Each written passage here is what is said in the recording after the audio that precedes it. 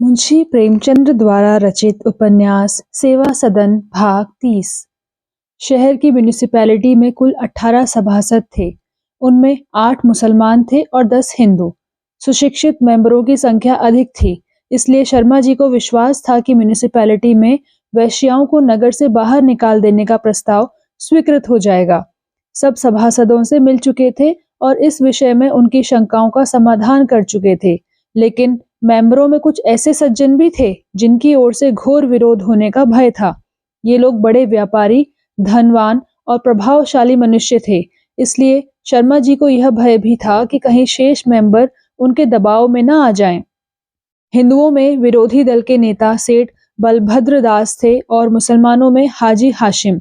जब तक विट्ठल दास इस आंदोलन के कर्ता धर्ता थे, तब तक इन लोगों ने उसकी ओर कुछ ध्यान न दिया था, लेकिन जब से पद्म सिंह और म्यूनिसिपैलिटी के अन्य कई मेंबर इस आंदोलन में सम्मिलित हो गए थे, तब से सेठ जी और हाजी साहब के पेट में चूहे दौड़ रहे थे। उन्हें मालूम हो गया था कि शीघ्र ही यह मंतव्य सभा में उपस्थित होगा, इसलिए दोनों महाशय अपने पक्ष को स्थिर करने में तत्पर हो रहे थे। पहले हाजी साहब ने मुसलमान मेंबरों को एकत्र किया। हाजी साहब का जनता पर बड़ा प्रभाव था और वह शहर के सदस्य मुसलमानों के नेता समझे जाते थे। शेष 7 मेंबरों में मौलाना तेग अली एक इमाम बाड़े के वकील थे। मुंशी अबुल वफा इत्र और तेल के कारखाने के मालिक थे। बड़े बड़े शहरों में उनकी कई दुकानें थी। मुंशी अब्दुल लतीफ एक बड़े जमींदार थे, लेकिन बहुधा शहर में रहते थे। कविता से प्रेम था और स्वयं अच्छे कवि थे। शाकिर बेग और शरीफ हसन वकील थे। उनके सामाजिक सिद्धांत बहुत उन्नत थे। सैयद शफकत अली पेंशनर डिप्टी कलेक्टर थे और खां साहब शोहरत खां प्रसिद्ध हकीम थे। ये दोनों महाशय सभा समाजों से प्रायः पृथक रहते थे, किंतु उनमें उदारता और विचारशीलता की कमी न थी। दोनों धार्मिक प्रवृत्ति के मनुष्य थे। समाज में उनका बड़ा सम्मान था। हाजी हाशिम बोले, बिरादराने वतन की यह नई चाल आप लोगों ने देखी? वल्लाह इनको सूझती खूब है। बगली घूसे मारना कोई इनसे सीख ले। मैं तो इनकी रेशा दवानियों से इतना बदजन हो गया हूँ कि अगर इनकी नेक नियत पर ईमान लाने में नजात भी होती है तो ना लाऊं। अबुल वफा ने फरमाया, मगर अब खुदा के फजल से हमको भी अपने नफे नुकसान का एहसास होने लगा। यह हमारी तादाद को घटाने की सरीह कोशिश है। तवाइफें 90% मुसलमानी हैं जो रोजे रखती हैं, इजादारी करती हैं, मौलूद और उर्स करती हैं। हमको उनके जाति फैलों से कोई बहस नहीं है। नेक व बद की सजा व जजा देना खुदा का काम है। हमको तो सिर्फ उनकी तादाद से गरज है। तेग अली बोला, मगर उनकी तादाद क्या इतनी ज्यादा है कि उससे हमारे मजमुई वोट पर कोई असर पड़ सकता है? अबुल वफा बोला, कुछ ना कुछ तो जरूर ही पड़ेगा, ख्वाह वह कम हो या ज्यादा। बिरादराने वतन को देखिए, वह डोमड़ों तक को मिलाने की कोशिश करते हैं, उनके साये से परहेज करते हैं, उन्हें जानवरों से भी ज्यादा जलील समझते हैं, मगर महज अपनी पॉलिटिकल मफाद के लिए उन्हें अपनी कौमी जिस्म का एक अजो बनाए हुए हैं। डोमड़ों का शुमार जरायम पेशा अकवाम में है। आली हाजा पासी भर वगैरह भी इसी झैल में आते हैं।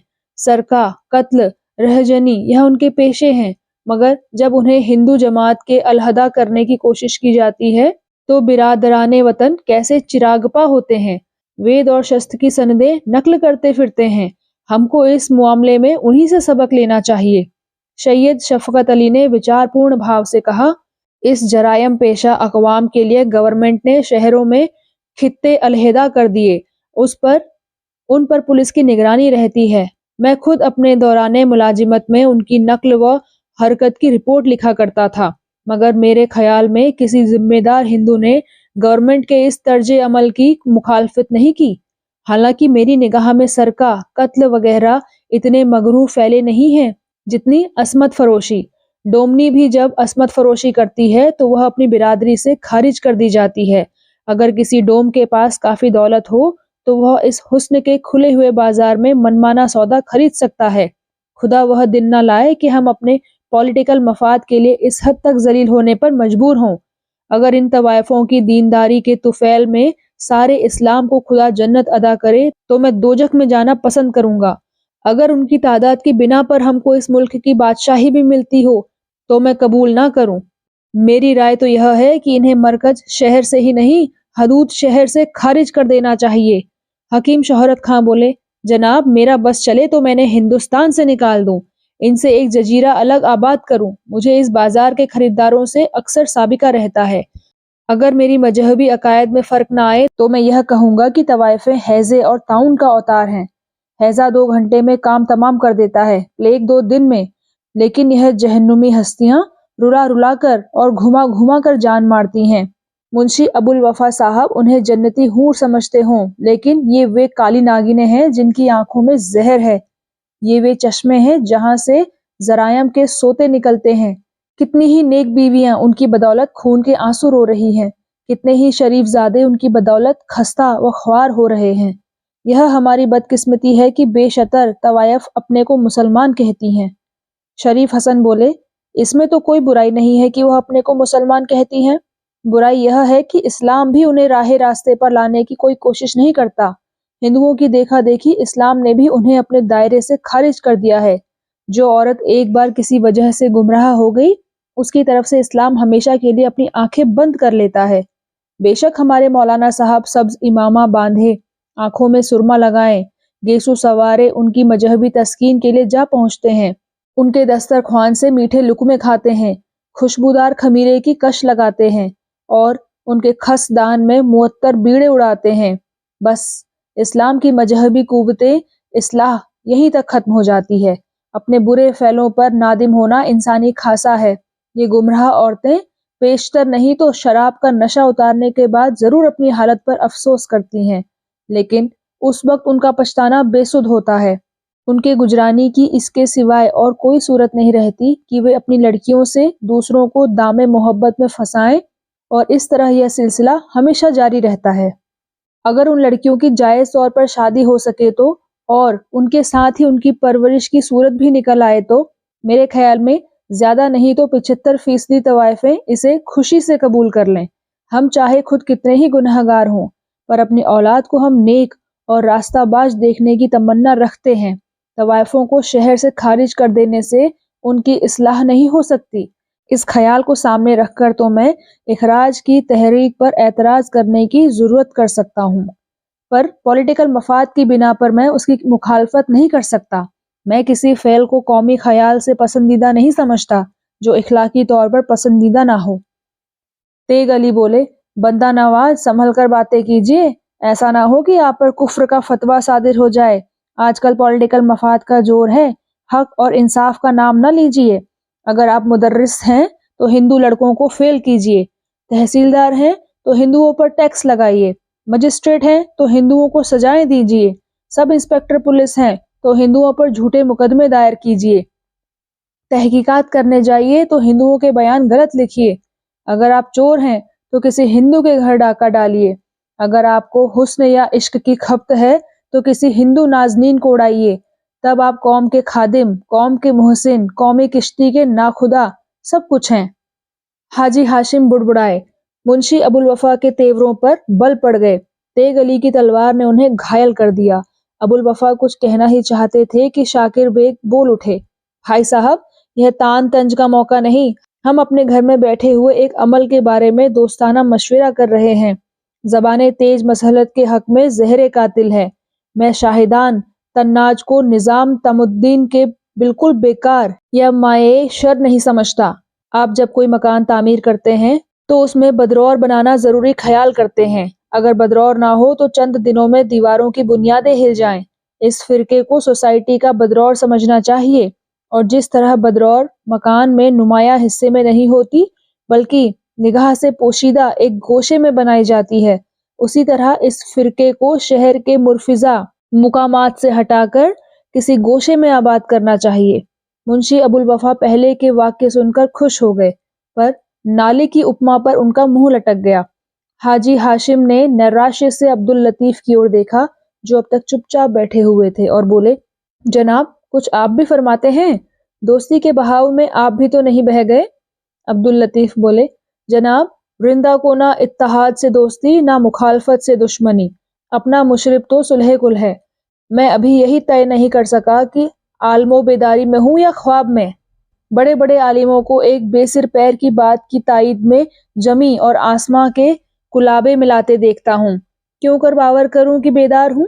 صابن، چمڑے اور مٹی کے تیل کی دکانوں سے آپ کو کوئی شکایت نہیں۔ کپڑے، برتن، ادویات کی دکانیں چوک میں ہیں، آپ ان کو مطلق بے موقع نہیں سمجھتے۔ کیا آپ کی نگاہوں میں حسن کی اتنی بھی وقعت نہیں؟ اور کیا یہ ضروری ہے کہ اسے کسی تنگ تاریک کوچے میں بند کر دیا جائے؟ کیا وہ باغ کہلانے کا مستحق ہے جہاں سروں کی قطاریں ایک گوشے میں ہو، بیلے اور گلاب کے تختے دوسرے گوشے میں، اور روشوں کے دونوں طرف نیم اور کٹہل کے درخت ہوں، وسط میں پیپل کا ٹھونٹ اور کنارے ببول کی کلمیں ہوں، چیل اور کوے دونوں تختوں پر بیٹھے اپنا راگ الاپتے ہوں اور بلبلیں کسی گوشے تاریک میں درد کے ترانے گاتی ہوں؟ میں اس تحریک کی سخت مخالفت کرتا ہوں۔ میں اس قابل بھی نہیں سمجھتا کہ اس پر متانت کے ہاتھ بحث کی جائے۔ حاجی ہاشم مسکرائے۔ ابوالوفا کی آنکھیں خوشی سے چمکنے لگی۔ انیہ مہاشیوں نے دارشنک مسکان کے ساتھ یہ ہاسیہ پورن وکترتا سنی، پر تیگ علی اتنے سہنشیل نہ تھے۔ تیور بھاو سے بولے، کیوں غریب پرور، اب کی بورڈ میں یہ تجویز کیوں نہ پیش کی جائے کہ میونسپلٹی عین چوک میں خاص اہتمام کے ساتھ مینا بازار آراستہ کرے، اور جو حضرت اس بازار کی سیر کو تشریف لے جائیں انہیں گورنمنٹ کی جانب سے خوشنودی مزاج کا پروانہ ادا کیا جائے۔ میرے خیال سے اس تجویز کی تائید کرنے والے بہت نکل آئیں گے، اور اس تجویز کے محرر کا نام ہمیشہ کے لیے زندہ ہو جائے گا۔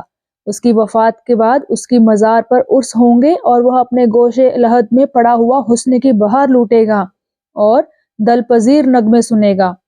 منشی عبداللطیف کا منہ لال ہو گیا۔ حاجی ہاشم نے دیکھا کہ بات بڑھی جاتی ہے تو بولے، میں اب تک سنا کرتا تھا کہ اصول بھی کوئی چیز ہے، مگر آج معلوم ہوا کہ وہ محض ایک وہم ہے۔ ابھی بہت دن نہیں ہوئے کہ آپ ہی لوگ اسلامی وظائف کا ڈیپوٹیشن لے کر گئے تھے، مسلمان قیدیوں کے مذہبی تسکین کی تجویزیں کر رہے تھے، اور اگر میرا حافظہ غلطی نہیں کرتا تو آپ ہی لوگ ان موقعوں پر پیش نظر آتے تھے، مگر آج ایک یہ انقلاب نظر آتا ہے۔ خیر، آپ کا تلون آپ کو مبارک رہے۔ بندہ اتنا سہل یقین نہیں ہے۔ میں نے زندگی کا یہ اصول بنا لیا ہے کہ برادران وطن کی ہر ایک تجویز کو مخالفت کروں گا، کیونکہ مجھے اس سے کسی بے حبودی کی توقع نہیں ہے۔ ابوالوفا نے کہا، عالی حاضہ، مجھے رات کو آفتاب کا یقین ہو سکتا ہے، پر ہندوؤں کی نیک نیت پر یقین نہیں ہو سکتا۔ سید شفقت علی بولے، حاجی صاحب، آپ نے ہم لوگوں کو جمانہ ساز اور بے اصول سمجھنے میں متانت سے کام نہیں لیا۔ ہمارا اصول جو تب تھا وہ اب بھی ہے، اور وہی ہمیشہ رہے گا، اور وہ ہے اسلامی بغار کو قائم کرنا اور ہر ایک جائز طریقے سے برادران ملت کی بے حبودی کی کوشش کرنا۔ اگر ہمارے فائدے میں برادران وطن کا نقصان ہو تو ہم کو اس کی پرواہ نہیں، مگر جس تجویز سے ان کے ساتھ ہم کو بھی فائدہ پہنچتا ہے اور ان سے کسی طرح کم نہیں، اس کی مخالفت کرنا ہمارے اکمام سے باہر ہے۔ ہم مخالفت کے لیے مخالفت نہیں کر سکتے۔ رات ادھک جا چکی تھی، سبھا سماپت ہو گئی۔ اس وارتالاپ کا کوئی وشیش پھل نہ نکلا۔ لوگ من میں جو پکش ستھر کر کے گھر سے آئے تھے اسی پکش پر ڈٹے رہے۔ حاجی ہاشم کو اپنی وجے کا جو پورن وشواس تھا اس میں سندیہ پڑ گیا۔